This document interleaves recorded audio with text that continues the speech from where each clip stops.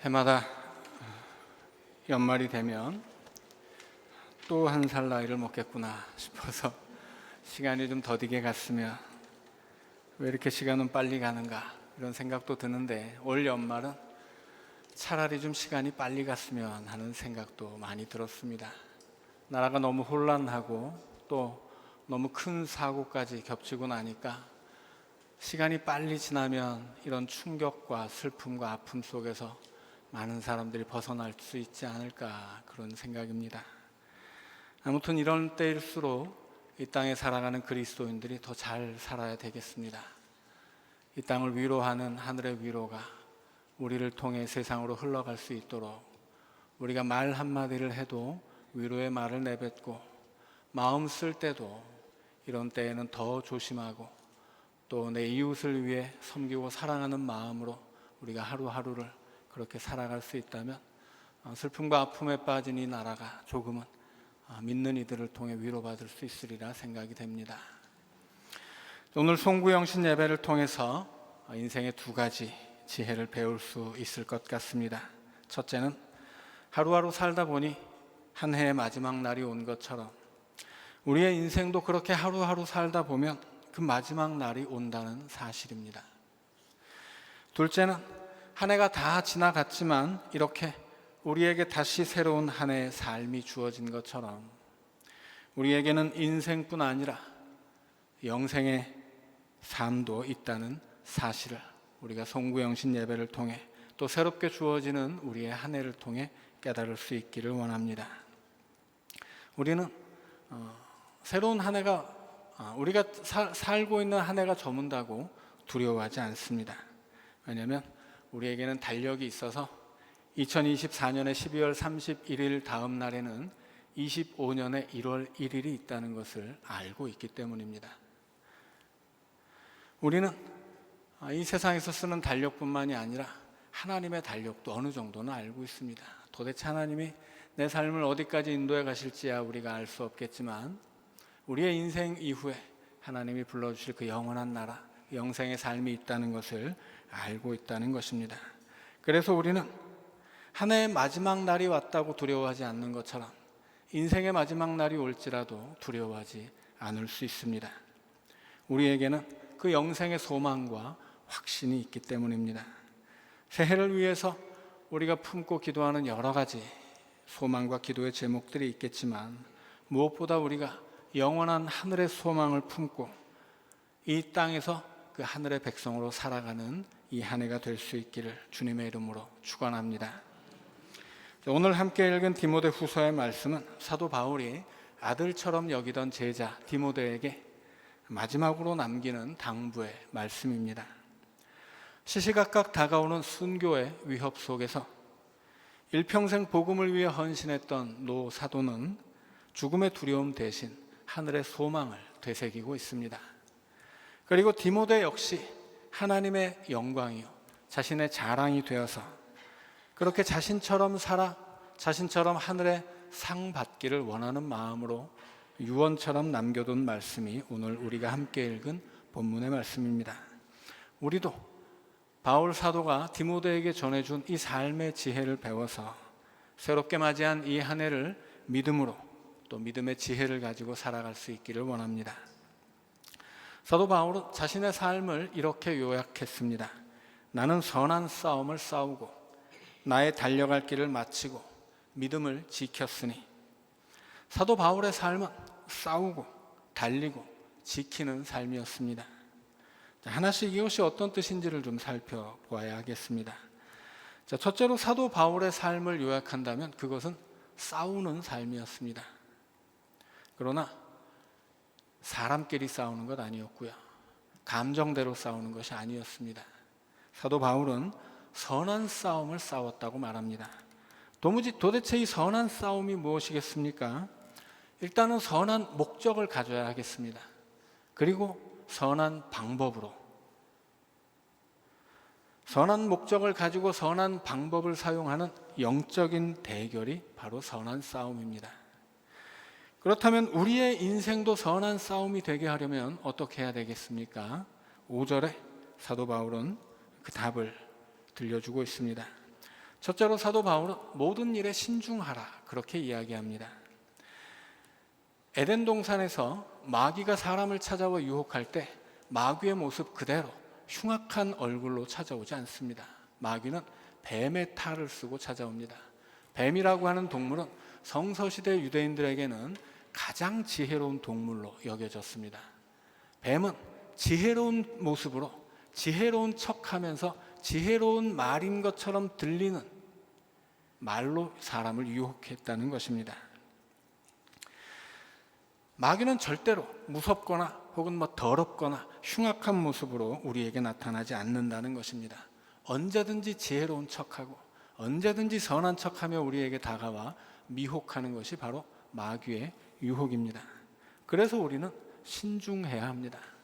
우리는 악한 세상에 살며 선악을 분별하기 힘들고 살다 보면 어느새 내게도 그 악한 것이 묻어 있어서 우리는 어느 것이 선하고 어느 것이 악한지, 어떻게 해야 선한 결과를 만들 수 있고 또 어떻게 해야 그렇지 못한지 우리가 잘 분별하지 못하기 때문에 우리는 하루하루 늘 신중하게 살아야 한다는 것입니다. 어떻게 해야 신중할 수 있겠습니까? 내 생각으로는 판단이 안 되니까 하나님의 말씀을 읽어야 합니다. 내 뜻을 가지고는 세상을 살기 어려우니 하나님의 뜻이 내 삶에 이루어지기를 구하며 기도해야 하는 것입니다. 그것이 신중한 삶이라고 할 수 있겠습니다.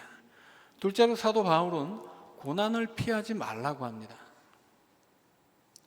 우리는 아픈 것이 있으면 피하고 싶고 어려운 일 있으면 피하고 싶습니다. 그러나 사도 바울은 고난을 피하지 말라, 고난은 받아야 한다 이렇게 이야기합니다. 왜냐하면 고난을 피하려면 가던 길을 멈추어야 하기 때문입니다. 고난을 피하려면 가던 길을 돌아가야 할 것이고 고난을 피하려면 그 고난과 타협해야 할 것이고 때로는 내가 가던 길에서 도망쳐야 할 수도 있기 때문입니다. 그러니 고난을 피하려고 멈추거나 돌아가거나 타협하거나 도망치지 말고 그 고난을 달게 받고 너의 가야 할 길을 굳게 가라 그렇게 말씀하는 것입니다. 그러려면 때로는 우리는 손해를 봐야 합니다. 때로는 참아야 하고 때로는 싫어도 양보해야 하고 때로는 이기고 싶지만 져주어야 합니다. 그러나 그것들을 다 하나님이 갚아주실 것을 믿으시기 바랍니다. 셋째로 사도 바울은 그 선한 싸움을 위해서 전도자의 일을 하라 이야기합니다. 이것은 날마다 전도지를 가지고 돌아다니면서 전도하라는 뜻만은 아닙니다. 물론 그렇게 할 수 있어도 좋은 일이겠지만 그보다 더 좋은 방법이 있습니다. 고린도 후서에서 사도 바울은 성도들을 향해 너희는 그리스도의 향기다 그렇게 말합니다. 또 너희는 그리스도의 편지다 그렇게 말하기도 합니다. 우리가 그리스도의 향기가 된다면 그 향기에 끌려오는 사람들이 반드시 있습니다. 우리가 그리스도의 편지가 되어 그 뜻을 받들어 산다면 그리스도의 뜻을 받들어 사는 삶에 감화되는 사람들이 반드시 있을 것입니다. 그렇게 가장 좋은 전도는 우리 자신이 전도지가 되는 것입니다. 우리 자신의 말이, 우리의 행동이, 우리의 하루가 그렇게 그리스도의 향기 나는 그리스도의 말씀을 받드는 삶이 된다면 우리는 특별히 전도지를 다니며 전도하지 않아도 얼마든지 전도할 수 있을 것입니다. 네 번째로 사도 바울은 직무를 다하라 그렇게 이야기합니다. 저마다 직무가 있습니다. 가정에서는 부모나 자녀로, 부부 사이에서는 남편과 아내로 우리는 내게 주어진 그 직무를 충실해야 합니다.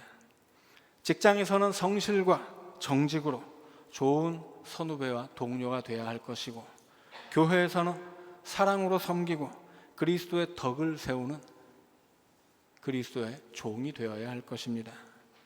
그렇게 우리에게 주어진 가정과 교회와 일터에서 또 세상 곳곳에서 우리가 살아가는 곳마다 내가 감당해야 할 역할을 맡은 그대로 거기에 충실하게 믿음으로 주님을 닮은 모습으로 살라는 것입니다. 사도 바울 인생의 두 번째 요약은 달려갈 길을 마쳤다라는 이야기입니다. 이것은 그냥 열심히 달렸다, 그래서 나는 최선을 다했다, 그런 뜻은 절대로 아닙니다. 여기서 달려갈 길이라는 말은 헬라어로는 드로모스입니다. 영어로 바꾸면 레이스, 코스 이렇게 됩니다. 자, 그러니까 사도 바울이 달려갈 길을 다 달렸다, 그 길을 내가 완주했다, 이 말씀은 그냥 열심히 달린 것이 아닙니다. 그는 자기에게 주어진 인생의 경주에서 주님이 그에게 허락하신 길로 열심히 달렸다, 그런 이야기를 한 것입니다. 그가 달렸던 인생의 경주 코스에 대해서 사도행전 20장 24절에 이런 말씀이 있습니다. 내가 달려갈 길과 주 예수께 받은 사명 곧 하나님의 은혜의 복음을 증언한 일을 마치려 하면은 나의 생명조차 조금도 귀한 것으로 여기지 아니하노라. 에베소의 장로님들을 밀레도로 불러서 마지막 유언처럼 남겨주었던 말씀이 이 내용입니다. 내가 달려갈 길, 그 길은 주 예수께 받은 사명입니다. 그리고 그 사명은 하나님의 은혜의 복음을 증언하는 일이라고 합니다.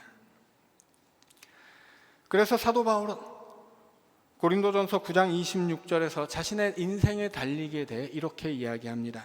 나는 다름질하기를 향방 없는 것 같이 아니하고 싸우기를 허공을 치는 것 같이 아니하며, 달릴 때는 분명한 목적지가 있어야 한다는 말씀입니다. 그리고 그 목적지를 향해 열심히 달려야 합니다. 그리고 중간에 포기하지 말고 끝까지 달려서 완주해야만 합니다. 그것이 사도 바울이 얘기했던 달려갈 길을 마쳤다라는 말씀의 뜻입니다. 믿음의 삶은 이 땅에서 하나님 나라를 향해 달려가는 장거리 경주입니다. 이 멀고도 험한 경주를 끝까지 완주할 수 있는 요령이 있겠습니까? 저는 단언할 수 있습니다. 그 방법은 주의를 지키는 것입니다. 우리의 삶에서 일주일의 하루는 나의 것이 아니라 주님의 것이어야 합니다. 나에게 주어진 주님의 시간에 우리가 예배를 통해 주님과 교제할 수 있다면 우리는 영생을 향한 그 인생의 길을 결코 방황하지 않게 될 것입니다. 또 마라톤 선수들이 달리는 그 길 중간중간에 물병들이 놓여 있는 것을 보셨을 것입니다. 너무 긴 거리를 힘차게 달리다 보면 당연히 목이 마르고 중간에 물을 마시지 않으면 더 이상 달리기가 어렵습니다. 마치 그 마라톤 선수들이 중간중간 준비되어 있는 물을 마시는 것처럼 하나님 나라를 향해 뛰어가는 장거리 선수들도 중간중간 은혜를 공급받아야만 그 믿음의 길을 쉼 없이 달려갈 수 있다는 것입니다. 그래야 멈추지 않고 끝까지 달려갈 수 있습니다. 이것이 바로 우리가 주의를 지키고 예배를 드려야 하는 이유입니다. 사도 바울의 인생에 대한 세 번째 요약은 믿음을 지켰다라는 것입니다. 믿음을 지키기 위해서는 또 무엇이 필요하겠습니까? 여기에 대해서는 회개라고 말할 수 있습니다. 요한계시록 19장에 어린 양의 혼인잔치 이야기가 있습니다. 영원한 하늘의 잔치에 들어가기 위해서는 빛나는 세마포 예복을 입어야 한다, 그렇게 기록되어 있습니다. 그런데 우리는 요한계시록이 빛나는 세마포 예복이라고 말한 것이 믿음이라는 사실을 알고 있습니다. 왜냐하면 믿음으로 하나님 나라를 가기 때문이죠. 빛나는 세마포 예복은 성도들의 믿음이고 믿음의 옷을 입은 성도들이 천국의 잔치에 들어간다, 그렇게 말하는 것입니다. 그런데 요한계시록 22장 14절로 가면 이 믿음의 옷에 대해서 이렇게 말씀합니다. 자기 두루마기를 빠는 자들은 복이 있으니 이는 그들이 생명나무에 나아가며 문들을 통하여 성에 들어갈 권세를 받으려 함이로다. 천국의 잔치에 참여하려면 예복이 필요한데 그 예복은 믿음입니다.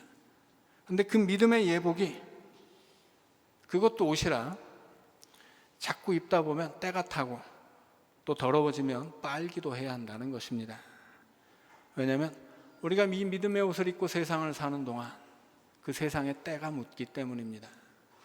죄로 가득한 세상을 살다 보면 자연스럽게 우리가 입고 있는 이 믿음의 옷에 때가 배이고 죄가 이 때가 스며들듯이 우리의 마음에도 죄가 스며들게 되는 것입니다. 어떤 때는 욕심 때문에, 또 어떤 때는 분노 때문에, 또 어떤 때는 유혹 때문에, 또 어느 때에는 내 삶에 주어진 어떤 사고나 두려운 일 때문에 그것들이 우리의 믿음의 옷에 더러운 때가 되어 묻는 경우가 많이 있습니다.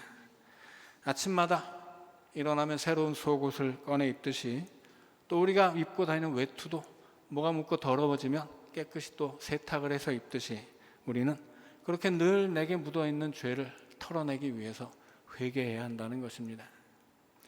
그래서 그 믿음의 두루마기를 빠는 자들은 복이 있고 그것을 빨아 입고 그렇게 믿음이 온전한 믿음으로 살아가는 사람들, 그들이 생명나무로 나아가고 문들을 통하여 영원한 성에 들어간다 말하는 것입니다. 그런데 사람은 참 어리석어서 우리의 눈은 항상 자기를 향해 있지 않고 남을 향해 있습니다. 내게 묻은 때는 보이지 않고 남에게 묻은 때만 잔뜩 보인다는 이야기입니다. 어느 때는 뭐가 묻었는데 묻었는지도 모르고 살다가 남들이 아유 이 사람은 거기 옷에 뭐야 물으면 그제서야 아는 수가 있습니다. 대체로 나는 잘 모르는데 남들이 잘 알고 있습니다. 남들의 잘못은 그는 잘 모르는데 또 내가 잘 알고 있습니다. 그런데 우리는 서로 잘 말하지 않죠. 그래서 우리는 항상 나를 더 깊이 돌아보아야 하고 나를 살펴보아야 하고 내게 묻어있는 것들이 없는가 늘 깨끗함을 유지할 수 있어야 합니다. 이렇게 싸우고 달리고 지키는 삶을 살다 보면 언젠가는 모르지만 우리 주님께서 우리를 부르시는 날이 반드시 있을 것입니다. 그런데 우리를 부르시는 주님을 바울은 이렇게 표현합니다. 주 곧 의로우신 재판장. 히브리서 9장 27절은 한 번 죽는 것은 사람에게 정해진 일이요 그 후에는 심판이 있다 그렇게 말씀합니다. 주님께서 부르시는 날 우리는 주님의 부르심에 하나님 앞에 서서 그 하늘의 재판장에 서게 된다는 말씀입니다. 거기서 우리는 우리가 이 세상에서 어떻게 살았는지 반드시 판단을 받을 것입니다. 그래서 우리의 인생은 물처럼 흘러서 사라지는 것이 아니고 산처럼 쌓여간다고 말씀을 드리는 것입니다. 내가 살아왔던 그 모든 하루하루가 쌓여 우리의 인생이 되는 것이고 내가 쌓아놓은 것들이 내 인생이요 내 인격이 되는 것입니다. 우리는 무심히 지나간 어떤 하루는 기억조차 하지 못하지만 그렇다고 그것이 내 기억에서 사라졌다고 해서 사라진 것이 아니라는 말씀입니다. 내가 내뱉은 말 한마디조차 사라지지 않고 하나님 앞에 쌓여가는 것입니다. 그래서 우리의 인생은 하나님 앞에 쌓여가는 산이라고 말씀을 드립니다. 8절에서 바울이 말한 그날 우리가 이 땅을 떠나 영원한 하나님 나라에 이르는 그날 우리는 하늘의 재판장에 서야 할 것이고 그 재판장에 우리가 쌓아온 인생이 쌓여 있는 것입니다. 그 하늘의 재판장은 두 가지를 심리합니다. 첫째는 죄이고 둘째는 의입니다. 그러나 우리가 지은 모든 죄에 대해서는 이미 예수 그리스도의 십자가 공로가 있기 때문에 무죄를 선고받을 것입니다. 여기에는 의심의 여지가 없습니다.